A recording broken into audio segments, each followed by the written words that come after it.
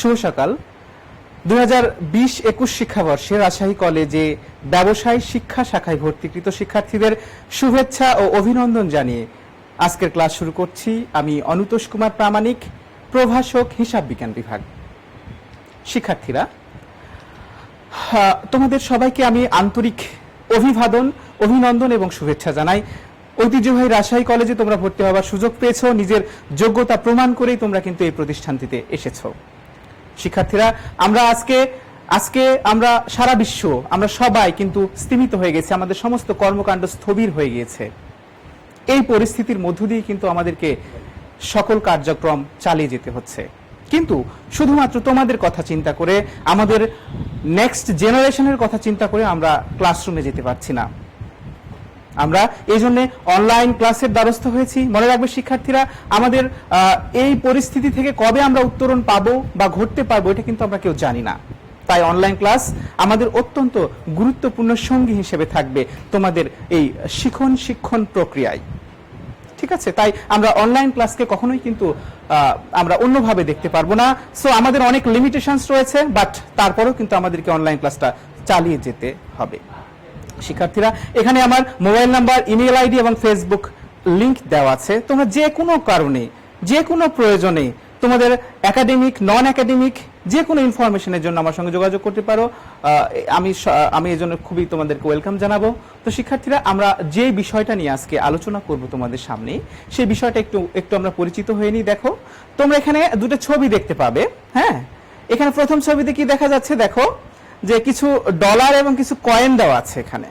আর এই ডলার এবং কয়েনগুলোকে রক্ষা করবার জন্য বা সংরক্ষণ করবার জন্য আমরা কিন্তু কোথায় একটা ব্যাংকের দ্বারস্থ হই। আমি এখানে বাংলাদেশ ব্যাংকের ছবি দিয়েছি।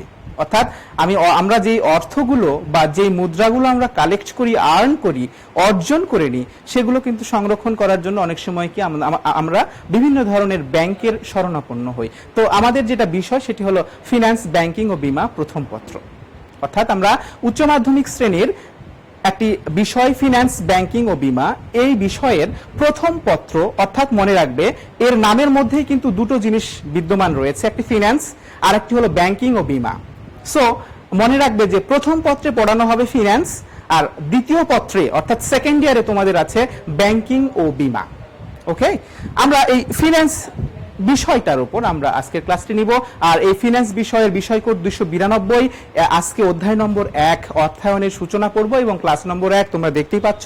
আজকের ক্লাসটি 1 ঘন্টার ক্লাস। আজকে তারিখ 8-10-2020 খ্রিস্টাব্দ। শিক্ষার্থীরা, আমাদের ক্লাসে একটু আগে উপস্থিত হবার কথা ছিল, কিন্তু আমরা কারিগরি ত্রুটির কারণে আমরা সেই ক্লাসটি যথাসময় শুরু করতে পারিনি বলে আমি অত্যন্ত দুঃখিত। তো দেখো, তোমরা হয়তো এতক্ষণে কিংবা তোমরা কমেন্ট বক্সে লিখে ফেলেছো, স্যার কোন বইটি কিনবো, কিভাবে কিনবো, কোন বই, একটু একটা বইয়ের নাম এখানে লিখে দেন, তাহলে আমাদের জন্য খুব সুবিধা হয়। তো আমি এখানে বলবো প্রথম কথাই যে রেফারেন্স বুক হিসাবে তোমরা সবসময় এনসিটিভি নির্দেশিত, অর্থাৎ আমাদের যে national curriculum and text book board রয়েছে, সেইখানকার অনুমোদিত যে কোনো একটি বই তোমাদের কিনলেই কিন্তু আমাদের সিলেবাসটা কাভার হয়ে যাবে। এখন প্রশ্ন হচ্ছে যে স্যার, তাহলে অনেকগুলো বই তো আছে, তাহলে কোন বইটা আমরা কিনবো, একটু যদি আরো স্পেসিফিক ভাবে বলে দেন আমাদের চুজ করতে সুবিধা হয়। সেক্ষেত্রে আমি এখানে কয়েকটি নাম লিখেছি। দেখো, একটি কমার্স পাবলিকেশন, এটি এম এ কালামের বই।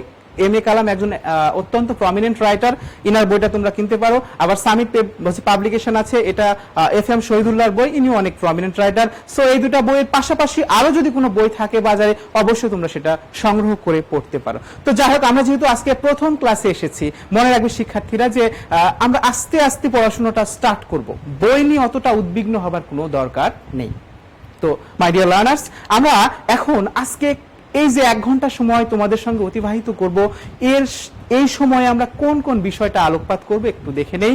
দেখো, আমরা প্রথমেই আমাদের সিলেবাসে অ্যাকচুয়ালি এই বিষয়ের, এই কোর্সের ফিনান্স, ব্যাংকিং এবং বীমা এর প্রথম পত্রের কোর্সটাতে সিলেবাসে কি কি ধরনের চ্যাপ্টারগুলো রয়েছে, এগুলো থেকে আমাদের কলেজের ইন্টারনাল পরীক্ষাতে কি ধরনের প্রশ্ন আসবে এবং বোর্ডের পরীক্ষাতে কি ধরনের প্রশ্ন আসবে, এটার সঙ্গে আমি প্রথমেই তোমাদেরকে একটু পরিচয় করিয়ে নিব।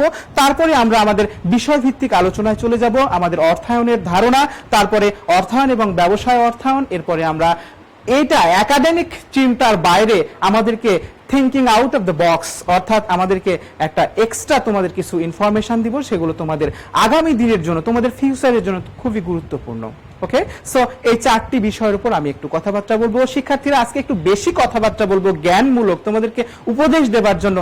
অ্যাকচুয়ালি অন্য ক্লাসগুলোতেও হবে, বাট কম হবে, কিন্তু আজকে যেহেতু প্রথম ক্লাস তাই হয়তো কিছু তোমাদের শুনতে বিরক্ত হতে পারে, বাট আমি এগুলো বলবো তোমাদের আগামী জীবনের জন্য। ওকে, তো দেখো এখানে যে আমাদের সিলেবাসে এই কোর্সের কোন কোন অধ্যায়গুলো আছে আমরা একটু দেখে নিই। আমি এখানে সুন্দর করে দেখো নাম লিখিয়ে দিয়েছি, যে এখানে অর্থায়নের সূচনা, প্রথম চ্যাপ্টারটি আছে অর্থায়নের সূচনা, অর্থাৎ অর্থায়ন এর সাথে কেমন রিলেটেড, আর অর্থায়ন কি ধরনের কাজগুলো সম্পাদন করে, অর্থায়ন এর নীতিগুলো কি কি, অর্থায়ন কিভাবে প্রচলিত হয়েছে, আগে কিভাবে অর্থায়ন হতো, এখন কিভাবে অর্থায়ন হয়, এর আধুনিক দিক, তারপরে অর্থায়নের যে মানে বিভিন্ন ধরনের সামাজিক এবং নৈতিক দায়িত্ব রয়েছে, সেই দায়িত্বগুলো কি কি, এটা আমাদের প্রথম চ্যাপ্টারে আছে অর্থায়নের সূচনা।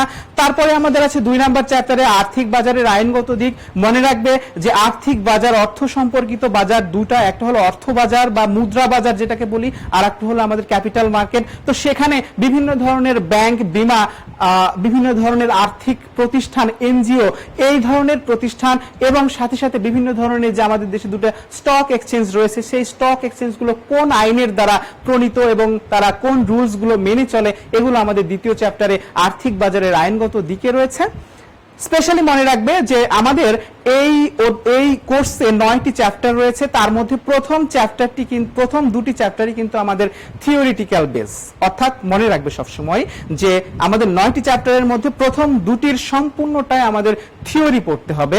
তারপরে চ্যাপ্টারগুলোতেও আমাদের থিওরি আছে, বাট সেগুলো অঙ্ক করার জন্য সেই থিওরিগুলো ইম্পর্টেন্ট। ওকে, 3 নম্বরে দেখো আমরা বলেছি যে অর্থের সময় মূল্য, অর্থাৎ অর্থের সময় মূল্য মানেই যে সময় পরিবর্তনের সাথে সাথে অর্থের ক্রয় ক্ষমতার যে পরিবর্তন হয়ে যায়, সেটা তোমরা অর্থের সময় মূল্যে চ্যাপ্টারে পাবে। এবং এখানে অনেক অঙ্ক আছে, যেমন এই ধরনের অঙ্ক, খুবই প্র্যাকটিক্যাল অঙ্ক। এই ফাইন্যান্স এর প্রত্যেকটা চ্যাপ্টারে কিন্তু অত্যন্ত প্র্যাকটিক্যাল, আমরা প্রতিনিয়ত আমাদের বাসা বাড়ি সমস্ত ক্ষেত্রে কিন্তু এগুলো সম্পাদন করে থাকি। যেমন আমি যদি বলি, সবার বাড়িতে কিন্তু ডিপিএস আছে আমরা জানি, তো সেক্ষেত্রে আজকে যদি আমি 10,000 টাকা রাখি, তাহলে একটা নির্দিষ্ট সুদে 1 বছর বা 2 বছর পরে আমি কত টাকা পাবো, এই ধরনের অঙ্কগুলো কিন্তু আমাদের অর্থের সময় মূল্যতে রয়েছে।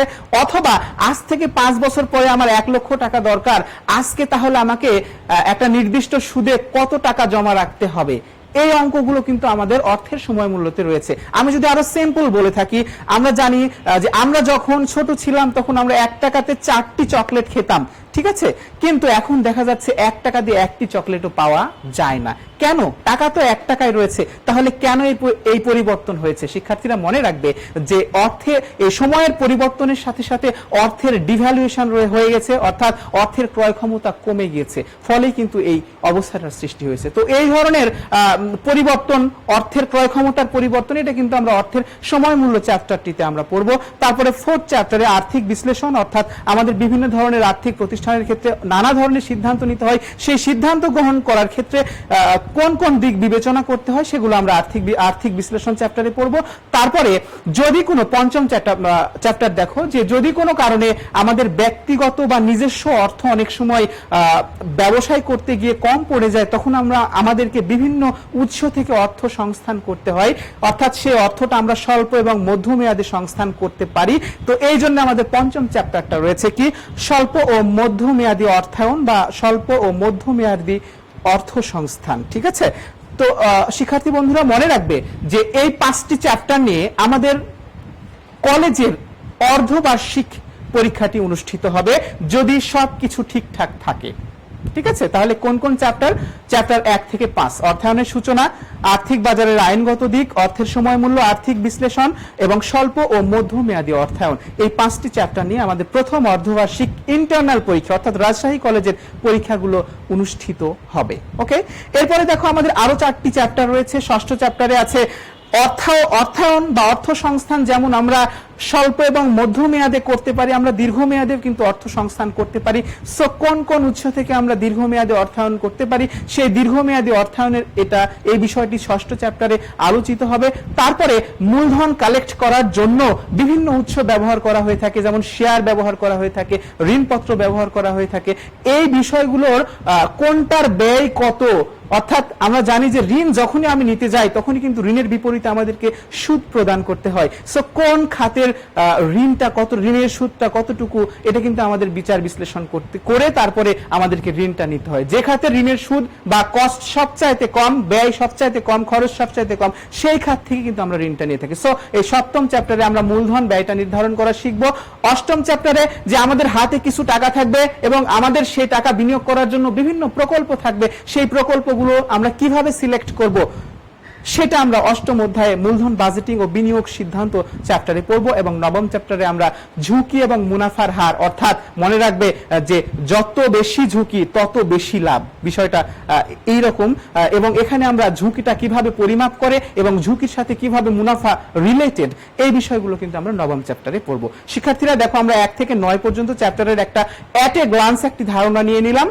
আমি বলেছিলাম যে 1 থেকে 5ম চ্যাপ্টার পর্যন্ত আমাদের অর্ধবার্ষিক পরীক্ষায় থাকবে, আর মনে রাখবে যে আমাদের বার্ষিক পরীক্ষাতে এই দুটির সংমিশ্রিত উপায় থাকবে। ঠিক আছে, অর্থাৎ আমাদের 9টি চ্যাপ্টারের উপরই কিন্তু আমাদের বার্ষিক পরীক্ষা অনুষ্ঠিত হবে, আর অর্ধবার্ষিক পরীক্ষা হবে আমাদের 5টি চ্যাপ্টারের ওপর, যদি সবকিছু ঠিক থাকে। আমি বলছি যে করোনা পরিস্থিতি যদি কোনো সমস্যা বা আরো বেশি সিভিয়ার না হয়ে যায়। ওকে, সো আমরা আমাদের সিলেবাসটা নিয়ে একটু জেনে নিলাম। শিক্ষার্থীরা, আমরা আমাদের বোর্ড পরীক্ষায়, অর্থাৎ আমাদের ফাইনাল পরীক্ষায়, ফাইনাল এক্সামিনেশনে এই চ্যাপ্টার থেকে বা এই কোর্স থেকে কি ধরনের প্রশ্ন আসে, এটা নিয়ে আমরা প্রশ্ন নিয়ে একটু আলোচনা করে দিই। এখানে দেখো, প্রশ্নের মান বন্টনটা এরকম যে 2 ধরনের প্রশ্ন থাকবে এখানে, একটা নৈর্ব্যক্তিক প্রশ্ন আর একটা হলো সৃজনশীল প্রশ্ন। যারা আগে এসএসসি তে তোমরা দেখেছো এই টাইপেরই কিন্তু তোমাদের সিলেবাসটাও ছিল। সো নৈর্ব্যক্তিক প্রশ্নে আমি যে আগের স্লাইডে যে 9টি চ্যাপ্টার দেখালাম, এই 9টি চ্যাপ্টার থেকে 30টি প্রশ্ন আসবে এবং 30টি প্রশ্নের জন্য 1 মার্কস। সো 30 গুণন 1, 30 মার্কস থাকবে নৈর্ব্যক্তিক প্রশ্ন থেকে। আর সৃজনশীল প্রশ্ন গিয়ে আমাদের 11 সেট প্রশ্ন, অর্থাৎ 9টি চ্যাপ্টার থেকে 11 সেট প্রশ্ন আমাদের সিলেক্ট করা হবে। সেখান থেকে তোমাদেরকে পরীক্ষায় 7টি প্রশ্নের বা 7 সেট প্রশ্নের উত্তর দিতে হবে, আর 7 সেটের জন্য, প্রতিটা সেটের জন্য 10 মার্কস করে, 7 10 70 মার্কস। আর তোমরা জানোই যে সৃজনশীল প্রশ্নে 4 টাইপের প্রশ্ন থাকে, একটা জ্ঞানমূলক, অনুধাবনমূলক, প্রয়োগমূলক এবং উচ্চতর দক্ষতা। এই 4টির ভেতরেই কিন্তু 10 মার্কস থাকবে। সো এই সৃজনশীলের 70 আর নৈর্ব্যক্তিকের 30, এই মোট 100 মার্কসের তোমাদের বোর্ড বা ফাইনাল পরীক্ষায় ঠিক থাকবে। এখন পর্যন্ত এই সিলেবাসই বিদ্যমান রয়েছে। ওকে শিক্ষার্থীরা, তো দেখো, আমরা এতক্ষণ আমরা সিলেবাসে আমাদের অর্থায়ন কিভাবে আছে সেটা আমরা অ্যাট এ গ্লান্স দেখে নিলাম। তো এরপরে দেখো, আমি ক্লাসটা কিভাবে নেব, এটা একটা কিন্তু সবচেয়ে বড় একটা ফ্যাক্ট। ওকে, যেহেতু আমরা ক্লাসরুমে নেই, তাই কিন্তু আমরা অনেক কিছু চেষ্টা করলেও এখন করতে পারি না। তারপর আমি বলছি আমার ক্লাসটা কিভাবে হবে। দেখো, আমি 4টা পয়েন্ট ইংরেজিতে লিখেছি, আমি এটার ব্যাখ্যা দিয়ে দিচ্ছি। লিখেছি teaching pedagogy for the class, অর্থাৎ ক্লাসে শিখন শিখানো পদ্ধতি, অর্থাৎ ক্লাসটা কিভাবে পরিচালিত করব আমি।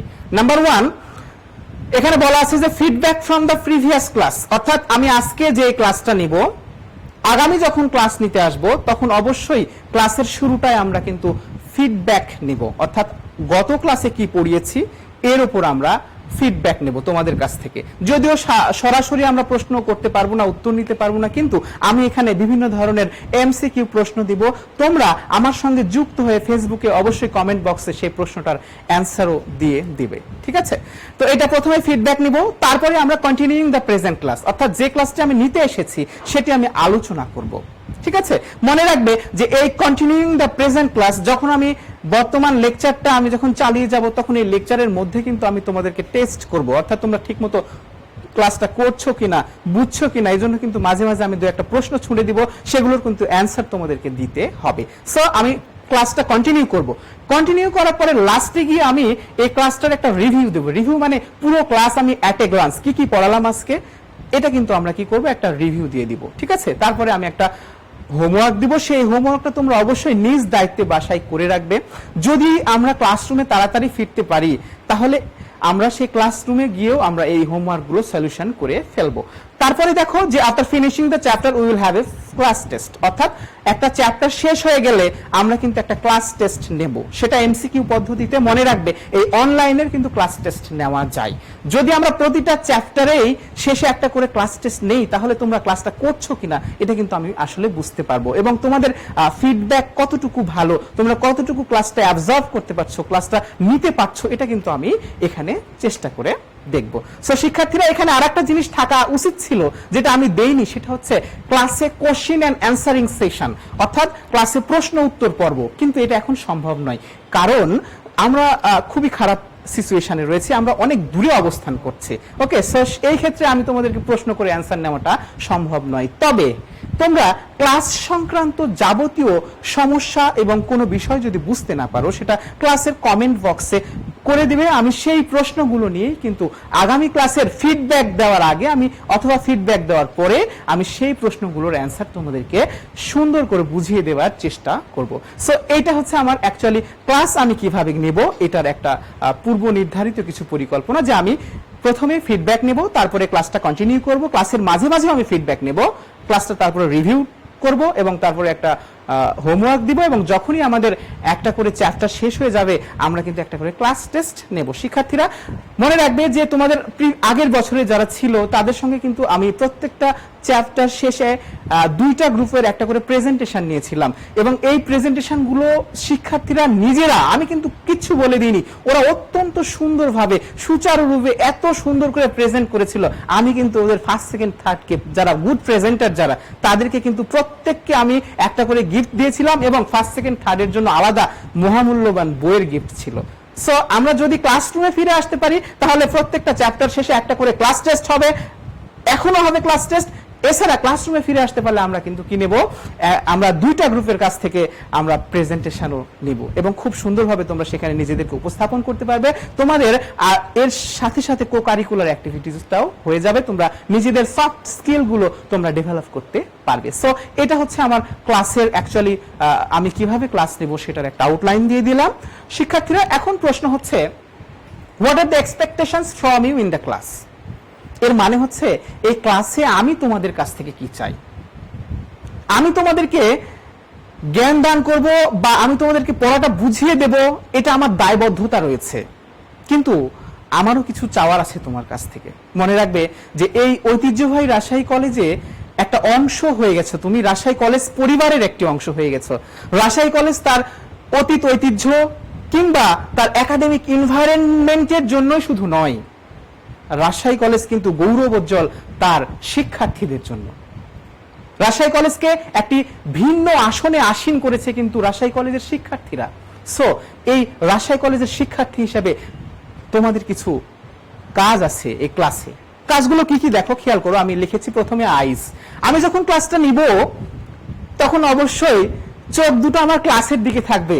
আমি কি বলছি, আমি কি দেখাচ্ছি, আমার স্লাইডে কি আসছে, আমি কিভাবে উপস্থাপন করছি, এই সবগুলো কিন্তু তোমার চোখ দুটো সেই দিকে থাকবে। ঠিক আছে? এখন চোখ দিলে চোখের পাশাপাশি তোমার কানটাও দিতে হবে, অর্থাৎ কানে শুনতে হবে, মনোযোগের সাথে শুনতে হবে। তুমি চোখ দিলে কিন্তু কানটা তুমি বাইরে কেউ খেলছে অথবা টিভির দিকে দিয়ে রাখলে, তাহলে কিন্তু আমার ক্লাসটা মোটেই ফ্রুটফুল হবে না। সো প্রথমে হচ্ছে যে তোমার আইসটা থাকবে অবশ্যই আমার ক্লাসের প্রতি, নাম্বার 2 তোমার ইয়ারটাও থাকবে আমার ক্লাসের প্রতি। ঠিক আছে? নাম্বার 3 যেটা, সেটা হচ্ছে যে ক্লাসটা করার আগে তোমাকে একটা ভালো মাইন্ডসেট নিতে হবে। মাইন্ডসেট মানেই একটা ফার্ম ডিটারমিনেশন, মানে তোমাকে ক্লাস করব এরকম একটা প্রতিজ্ঞা করতে হবে যে কোনো পরিস্থিতিতে। কারণ আমরা জানি যে অনলাইন ক্লাস করতে গেলে বিভিন্ন ধরনের সমস্যা আছে। এই সমস্যার মধ্যেও তোমার মনে একটা স্পৃহা থাকতে হবে, অ্যাকচুয়ালি আমি ক্লাসটা করবই যেভাবেই হোক। যদি আমার নেটে প্রবলেম হয় তাহলে আমরা পরে ক্লাসটা ডাউনলোড করে নিয়ে পড়বো। সো এই ধরনের একটা মাইন্ডসেট নিয়ে যে যেভাবেই হোক আমি ক্লাসটা করব, এটা নিয়ে কিন্তু ক্লাসে উপস্থিত হতে হবে। কখনো কখনো নেট স্লো হয়ে যাবে, আমার কথা ভালো শোনা যাবে না, বাট তারপরেও সেখানে কিন্তু তোমাকে কান পেতে থাকতে হবে। তোমার মাইন্ডসেটটা যেন ফার্ম ডিটারমাইন্ড যেন তুমি হতে পারো, সেটা কিন্তু তোমাকে খেয়াল রাখতে হবে। সো ক্লাসে তোমার আইস থাকবে, ইয়ার্স থাকবে, এবং পাশাপাশি তোমার একটা ভালো ফার্ম ডিটারমিনেশন বা মাইন্ডসেট থাকবে।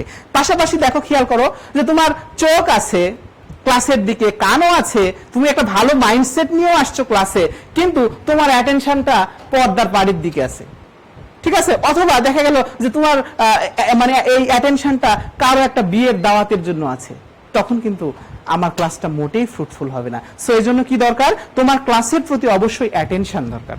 একই সাথে তোমার চোখ, কান, তারপরে মাইন্ডসেট এবং অ্যাটেনশন, এই চারটা জিনিস হলেই কিন্তু আমাদের ক্লাসটা আরো বেশি ফ্রুটফুল হবে। ঠিক আছে, মনে রাখবে যে কালি কলম মন লিখে তিনজন, ঠিক আছে? অর্থাৎ একই সাথে তোমার সাথে বই খাতাপত্র বা অন্যান্য উপকরণ থাকবে, সাথে তোমার মনোনিবেশ বা তোমার মনোসংযোগ থাকতে হবে।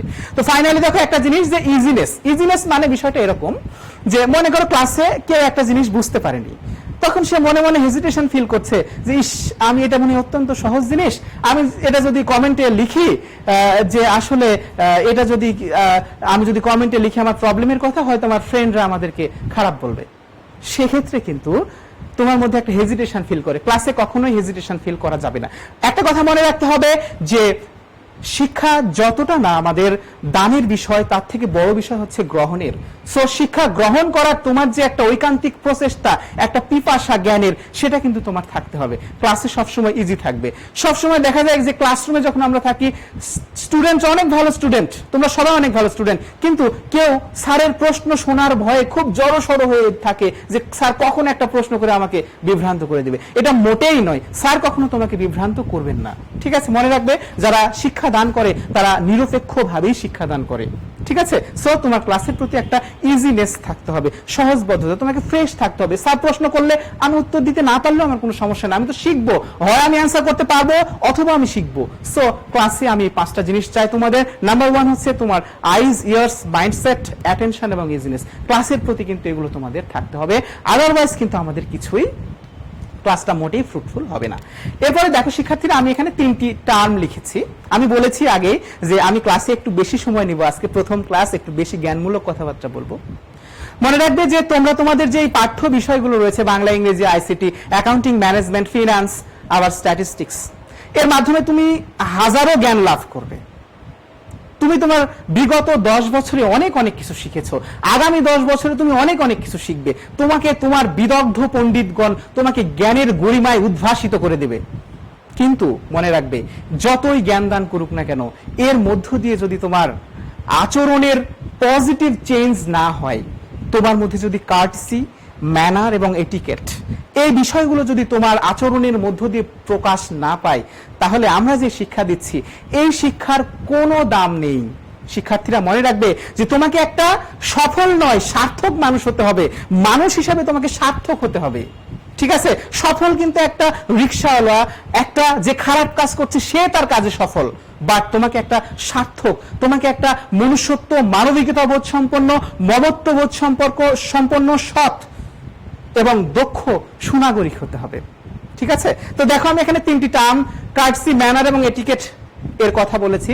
এই 3টা জিনিস তোমাদের কাছে এক মনে হলেও এগুলোর মধ্যে কিন্তু পার্থক্য রয়েছে। তো পার্থক্য যেটাই থাকুক না কেন, আমাদের কিন্তু এই কার্টসি, ম্যানার এবং এটিকেট সম্পর্কে আমাদের শিক্ষাকে এমন ভাবে ভিজুয়ালাইজ করতে হবে যাতে আমাদের এই কার্টসি, ম্যানার এবং এটিকেট এগুলো কিন্তু আমাদের আচরণের মাধ্য দিয়ে প্রকাশ পায় পজিটিভলি, কখনোই যেন এটা নেগেটিভলি না হয়।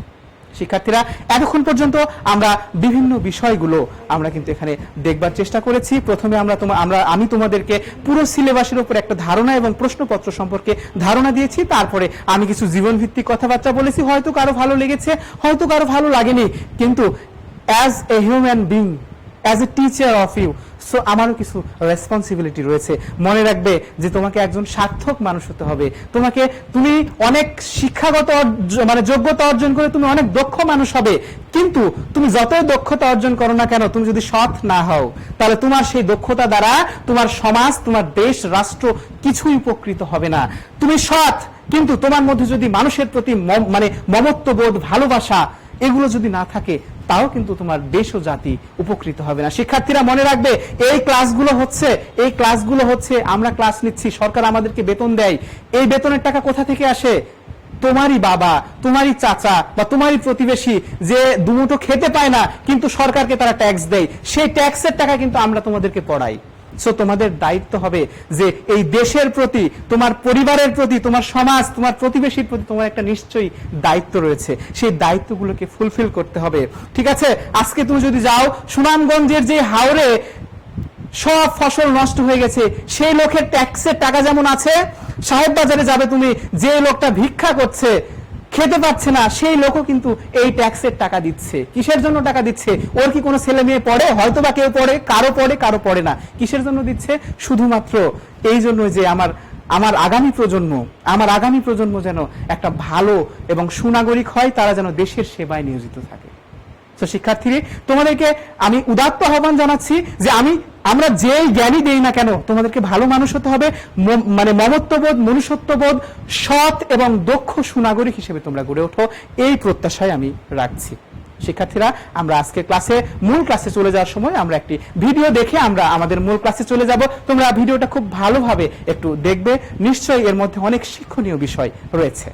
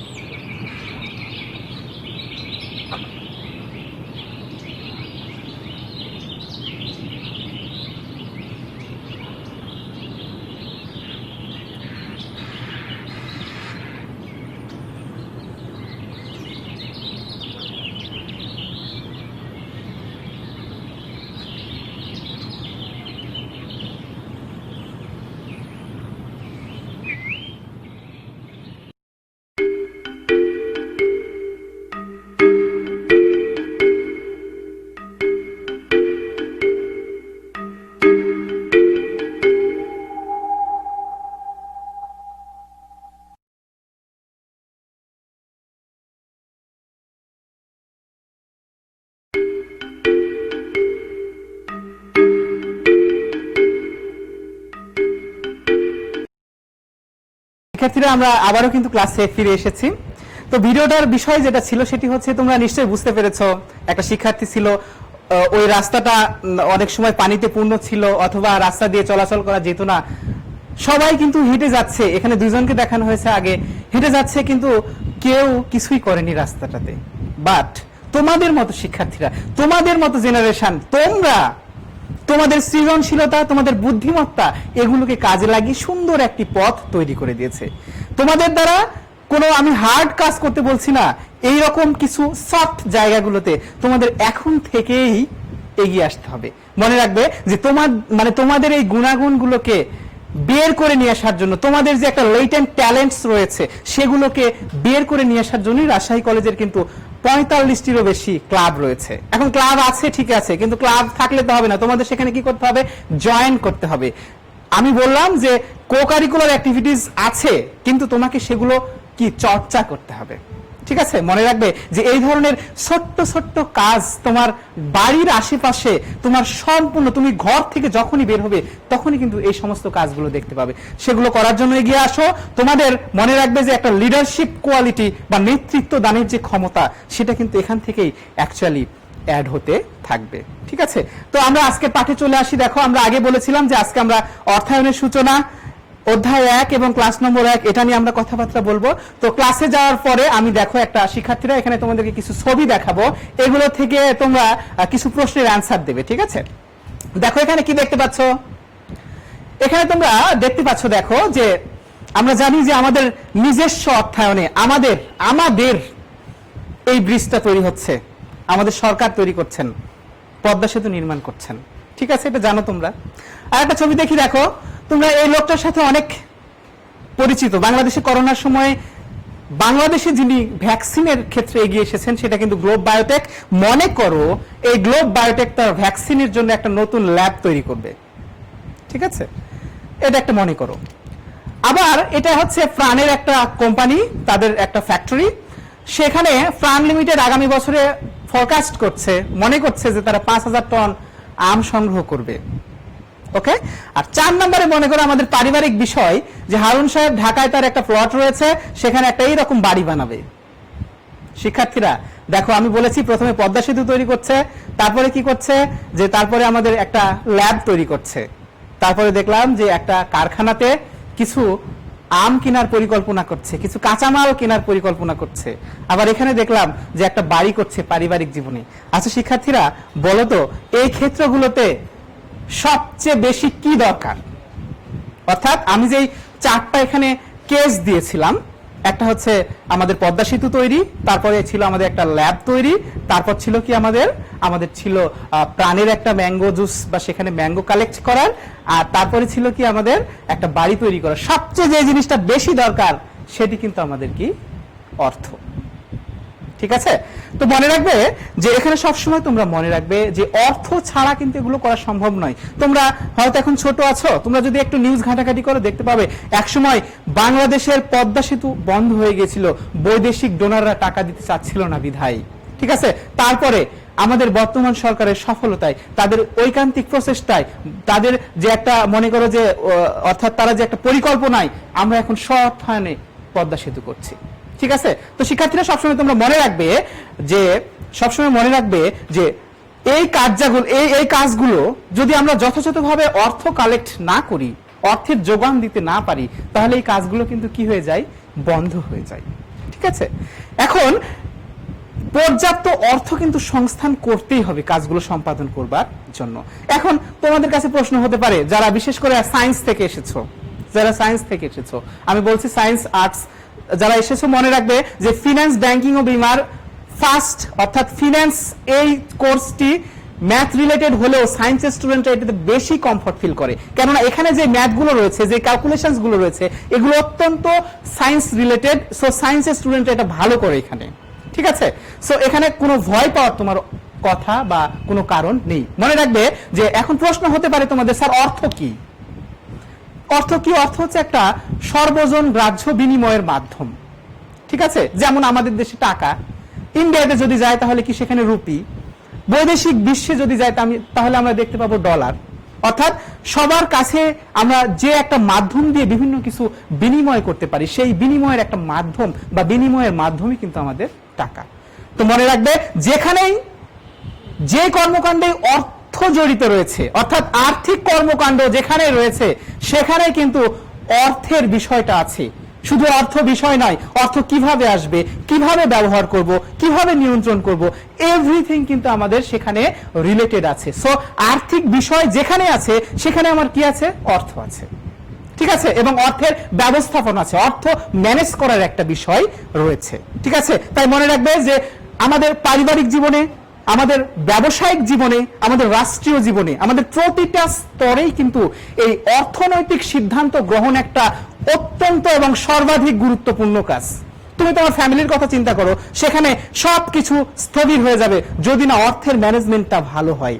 ব্যবসার দিকে আমি নাই বা বললাম, ব্যবসার ক্ষেত্রে ব্যবসা এবং অর্থ এই দুটা পাশাপাশি, একটিকে ছাড়া আর একটি কল্পনাও করা যায় না। আমি যদি রাষ্ট্রের দিকে তাকাই, রাষ্ট্রের সবকিছু নির্ভর করে তার আর্থিক ব্যবস্থাপনার উপর, তার বিভিন্ন ধরনের উন্নয়ন প্রকল্পে অর্থ ব্যবস্থাপনার উপর, জনগণের সুফল বয়ে নিয়ে আসার জন্য।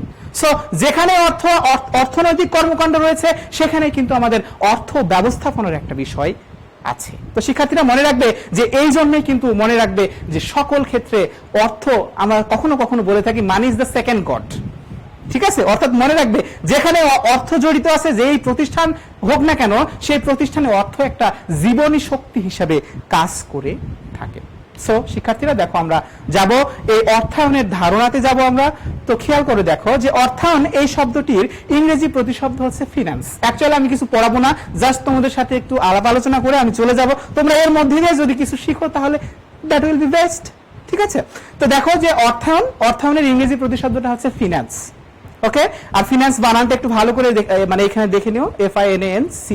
এই ফিনান্স শব্দটি ল্যাটিন শব্দ ফিনান্সাস এবং ফরাসি শব্দ ফিনান্স থেকে এসেছে। আর ফরাসি যে শব্দ ফিনান্স ছিল, সেই ফিনান্স শব্দটি কিন্তু প্রথমে ফাইনার অর্থ মুক্তিপণ এবং পরবর্তীতে ফাইন শব্দ থেকে বা জরিমানা শব্দ থেকে কিন্তু মূলত এই আমাদের ফিনান্স শব্দটি এসেছে। এটা পঞ্চদশ শতাব্দীর দিকের ঘটনা। তো পরবর্তীতে এসে ফিনান্সের আওতা, কর্মপরিধি সবকিছু বেড়ে গিয়েছে। পরবর্তীতে সপ্তদশ শতাব্দীতে এসে এই ফিনান্স শব্দটিকে আমরা সরকারি অর্থায়ন, বিভিন্ন ধরনের করের ক্ষেত্রে আয়কর বা কর, এই ধরনের ট্যাক্সের ক্ষেত্রে ফিনান্স শব্দটি ব্যবহার করা হতো। কিন্তু 19 শতাব্দীতে এসে এই ফিনান্সের রূপ পরিবর্তন করে এর আওতা ব্যাপকভাবে বিস্তৃত করে কিন্তু এটার ক্ষেত্রটাই চেঞ্জ হয়ে গিয়েছে। শিক্ষার্থীরা দেখো, আমরা এখানে একটা ছবি দেখতে পাচ্ছি। ইনি হলেন ফাদার অফ মডার্ন ফিনান্স, নাম হলো ইউজেন ফ্রান্সিস ফ্যামা, অর্থাৎ ইনি ডক্টর ফ্যামা। ইনি একজন ইকোনমিস্ট, অর্থনীতিবিদ। ইনি 2013 সালে তার বিভিন্ন ধরনের ইনভেস্টমেন্ট মডেল এর জন্য তিনি নোবেল পুরস্কার পেয়েছেন। মনে রাখবে যে ফিনান্স শুরু থেকে আছে, বাট এর যে ব্যবস্থাপনা কিংবা এর যে বিভিন্ন মডেল রয়েছে, এই মডেলগুলো কিন্তু একেবারে আধুনিক। অর্থাৎ আমাদের ক্রমবর্ধমান বৈশ্বিক প্রকৃতি, মানে বৈশ্বিক পরিবেশে, ক্রমবর্ধমান ব্যবসা বাণিজ্যের পরিবেশে কিন্তু এই ফিনান্স একটা তার গুরুত্বপূর্ণ ভূমিকা এখন রাখছে। সো এটা কিন্তু ইম্পর্টেন্ট প্রশ্ন যে আমাদের আধুনিক ফিনান্সের জনক হলো ইউজেন ফ্রান্সিস ফ্যামা, বা এটাকে বলা হয় ইউজেন এফ ফ্যামা। ওকে, এরপরে দেখো অর্থায়ন কি, এখন আমার মূল প্রশ্ন যে তাহলে অর্থায়নটা কি। আমরা এতক্ষণ দেখলাম যে অর্থনৈতিক কর্মকাণ্ডে অর্থ থাকবে, তাহলে অর্থায়ন বিষয়টা কি। মনে রাখবে যে অর্থায়ন শব্দের ইংরেজি প্রতিশব্দ ফিনান্স, আবার এটাকে আমরা অর্থ সংস্থানও বলতে পারি। অ্যাকচুয়ালি অর্থায়ন কিন্তু অর্থ ব্যবস্থাপনার বিভিন্ন ধরনের কলা কৌশল, ঠিক আছে। অর্থাৎ এর মূল বিষয়বস্তুই কিন্তু অর্থ। অর্থায়নের মূল বিষয়বস্তু কি? অর্থ। একটা অর্থ সংগ্রহ করে তা যথাযথ এবং সর্বোত্তম ব্যবহার নিশ্চিত করাটাই কিন্তু আমাদের অর্থায়ন, ঠিক আছে। যখন অর্থায়ন প্রথম চালু হয়, অর্থাৎ অর্থায়নের যখন প্রাথমিক স্তর ছিল, তখন অর্থায়ন কেবল অর্থ সংস্থান বা অর্থ সংগ্রহের মধ্যে সীমাবদ্ধ ছিল। কিন্তু কালের পরিক্রমায় দেখা গেছে যে অর্থায়নের আওতা আরো ব্যাপকভাবে বৃদ্ধি পেয়েছে, ঠিক আছে। এটার ফলে ব্যবহারিক দিক থেকে বিভিন্ন ধরনের প্রতিষ্ঠানের কাছে, আর্থিক অনার্থিক সকল ধরনের প্রতিষ্ঠানের কাছে কিন্তু অর্থায়নের ধারণা আরো বেশি সুসংগঠিত এবং সুসংহত এবং সুপ্রতিষ্ঠিত হয়েছে, ঠিক আছে। আমরা যদি একটু ডেফিনেশনে চলে যাই, তাহলে বিষয়টা এরকম হবে যে সাধারণ অর্থে আমরা অর্থায়ন বলতে অর্থ বা তহবিল সংগ্রহ, বিনিয়োগ এবং নিয়ন্ত্রণ করাকে বোঝাই, ঠিক আছে। সাধারণ অর্থে আমি আবার বলছি, সাধারণ অর্থে অর্থায়ন বলতে অর্থ বা তহবিল সংগ্রহ, বিনিয়োগ এবং নিয়ন্ত্রণ করাকে বোঝাই। আর আমি যদি এটাকে ব্যাপক অর্থে চলে যাই, তাহলে মনে রাখবে যে প্রতিটা প্রতিষ্ঠানের কিছু উদ্দেশ্য আছে, একটা মূল বা একটা বেসিক উদ্দেশ্য আছে।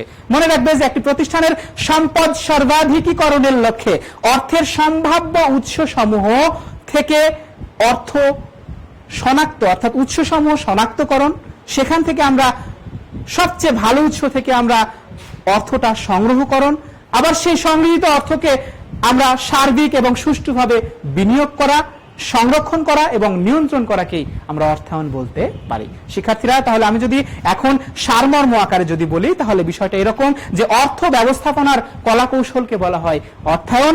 সাধারণ অর্থে যে কোনো ধরনের অর্থ বা তহবিল সংগ্রহ, বিনিয়োগ এবং নিয়ন্ত্রণ করাকে অর্থায়ন বলা হয়। আর ব্যাপক অর্থে যদি বলি, তাহলে বিষয়টা এরকম হয় যে সম্পদ সর্বাধিকীকরণের লক্ষ্যে অর্থের সম্ভাব্য সকল উৎসসমূহ শনাক্তকরণ, সবচেয়ে সুবিধাজনক উৎস থেকে অর্থ সংগ্রহকরণ এবং সংগৃহীত অর্থের সার্বিক ও সুষ্ঠু বিনিয়োগ, সংরক্ষণ ও নিয়ন্ত্রণ করাকেই অর্থায়ন বলতে পারি।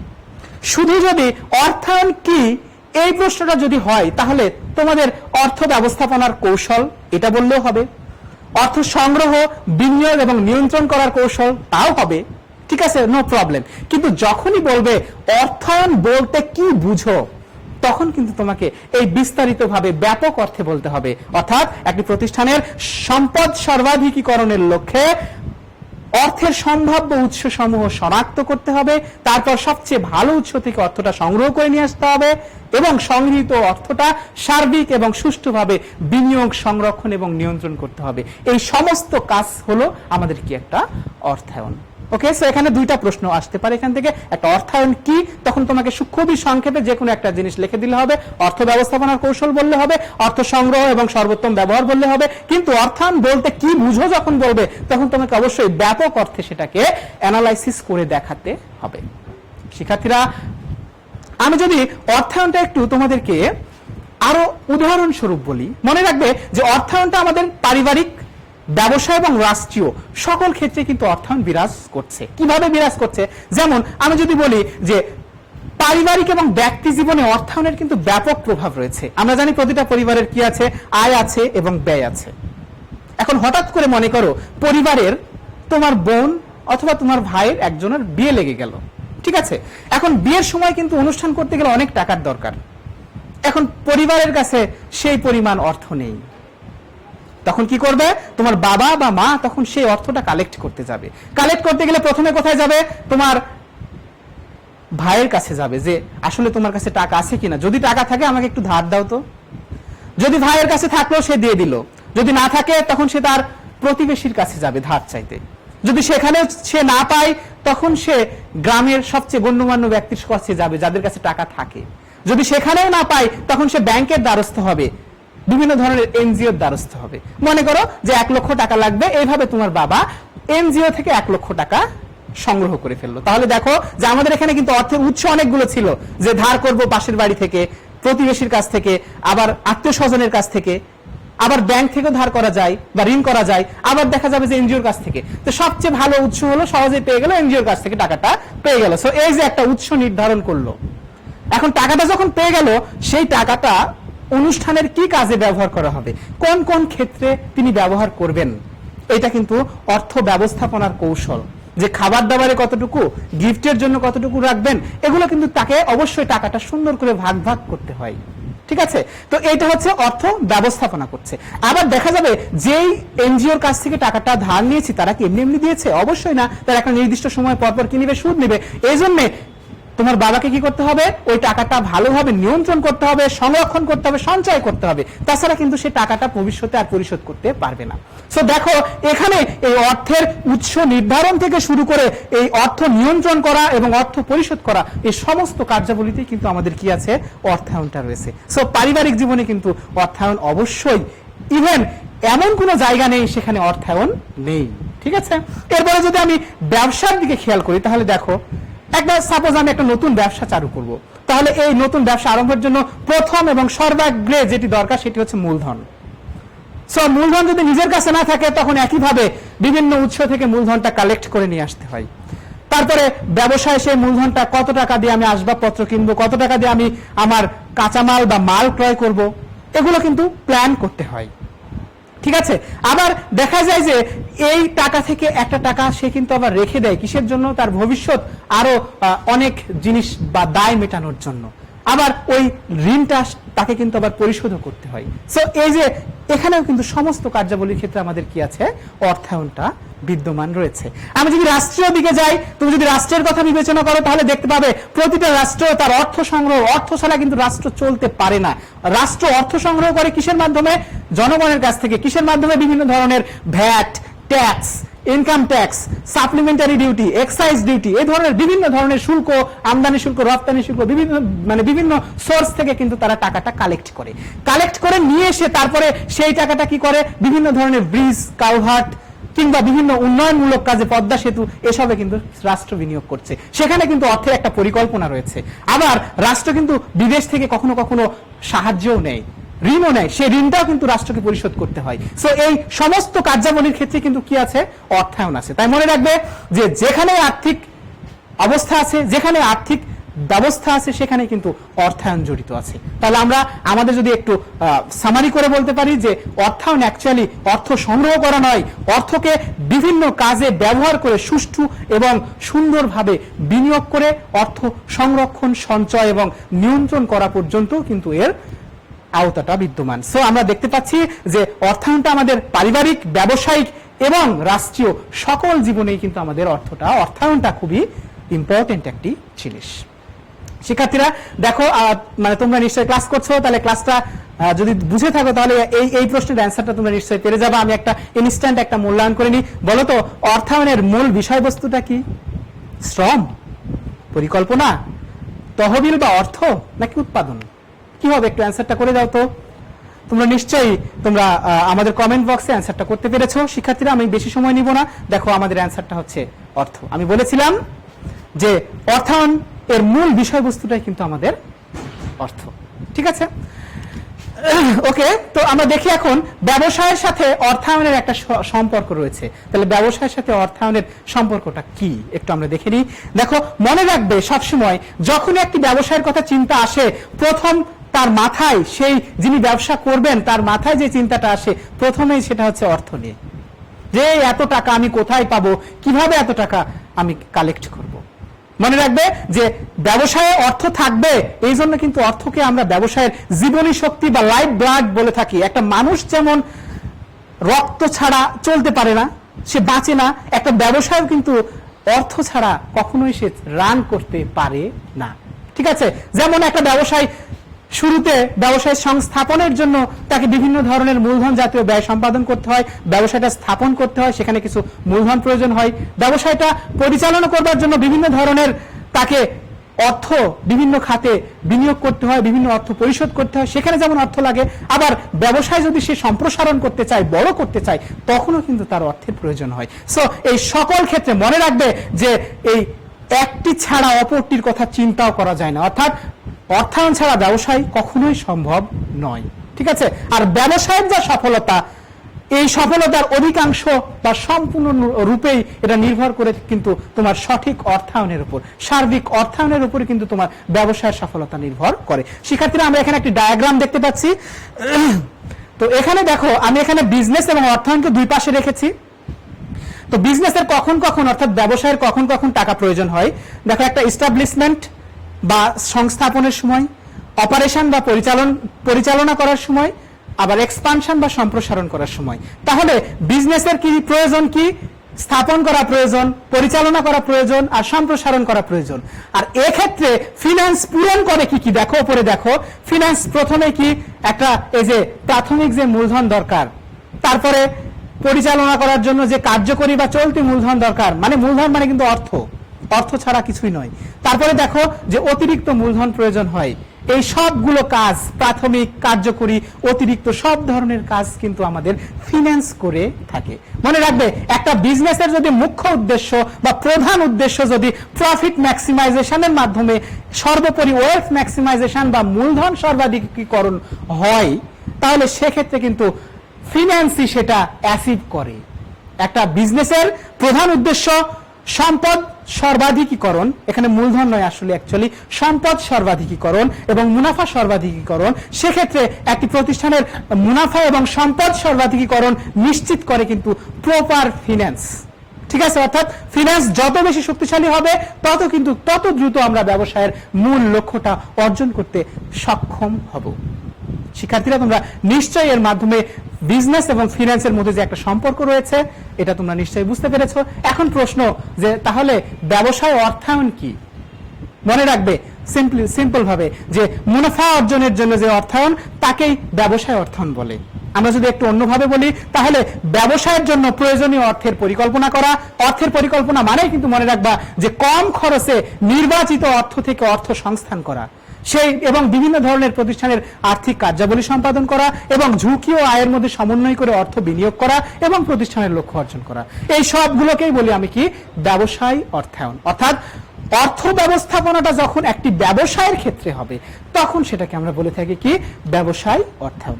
শিক্ষার্থীরা, আসলে অর্থায়ন বলতে আমরা কিন্তু আধুনিক যুগে এটা আমরা ব্যবসায় অর্থায়নই বলে থাকি। কেননা ব্যবসা বাণিজ্যের আওতা এতটাই ব্যাপক হয়ে গেছে যে ব্যবসা বাণিজ্য ছাড়া দেশের উন্নয়ন সম্ভব এটা হতেই পারে না। ঠিক আছে, এরপরে দেখো, তাহলে এই প্রশ্নটা যদি আমরা একটু বুঝতে পারি তাহলে নিশ্চয়ই এই অ্যান্সারটা করতে পারবে।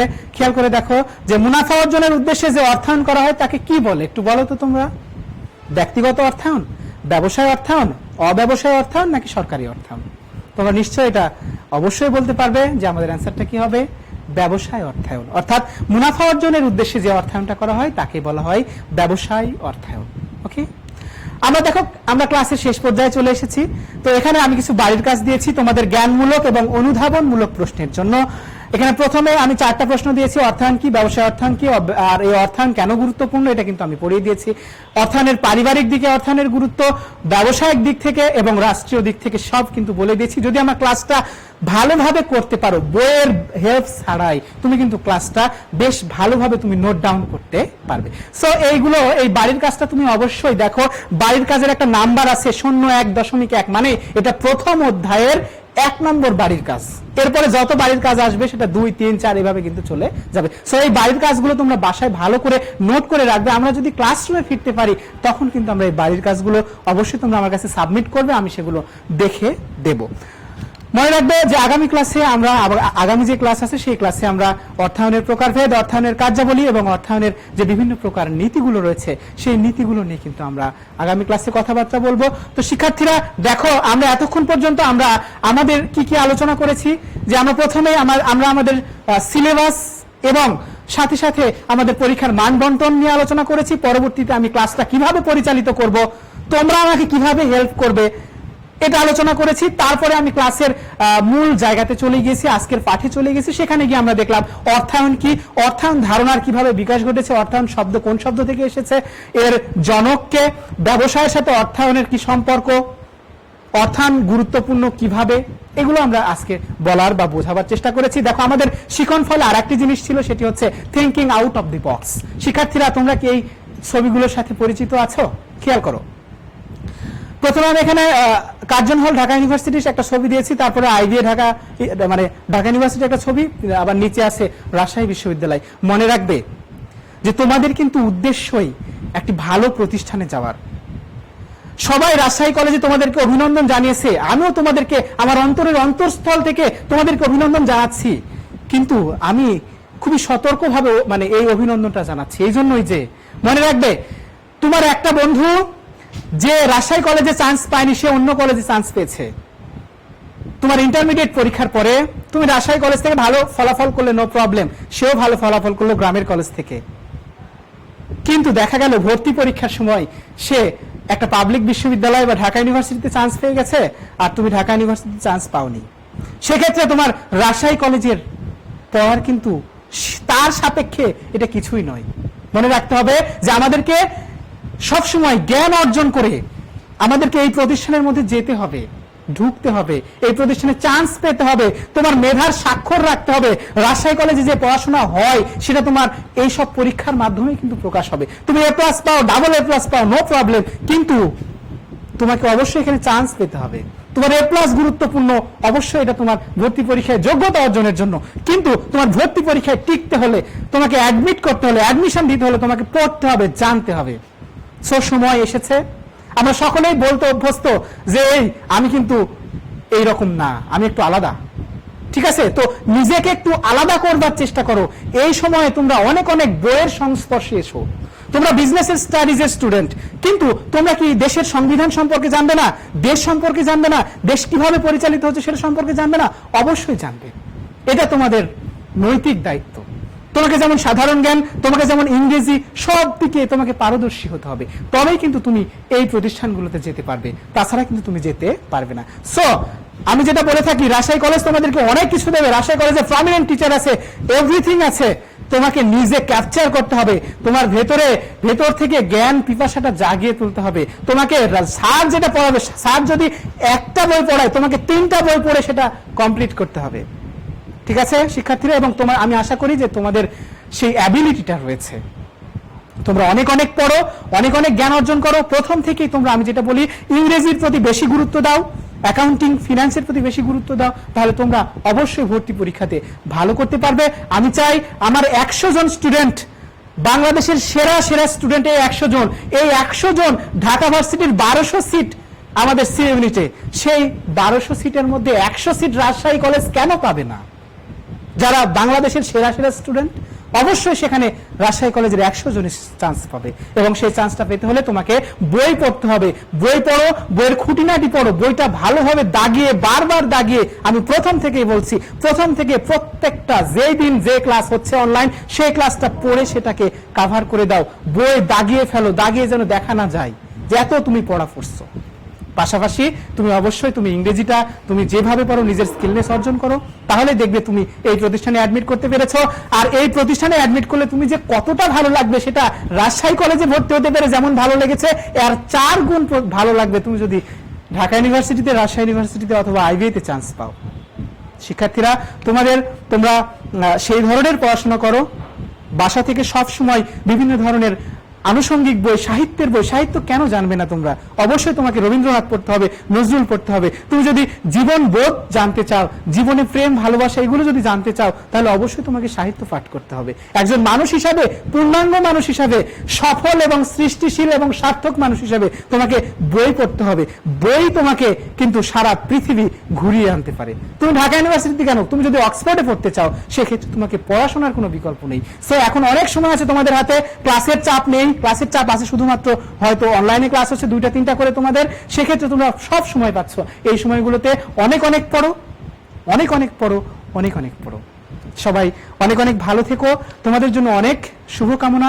শিক্ষার্থীরা, এখানে আমি লাস্টে বলেছি think positive, talk positive and feel positive, অর্থাৎ সব কিছুতে তোমার পজিটিভনেস নিয়ে আসো, নিশ্চয়ই তুমি সফলকাম হবে। তোমার সফলতার থেকে তুমি একজন ভালো মানুষ হবে, তুমি একজন সার্থক মানুষ হবে। সবার জন্য অনেক অনেক শুভকামনা। আমার জন্য সবাই দোয়া করবে। ভালো থেকো, সুস্থ থেকো। Thank you.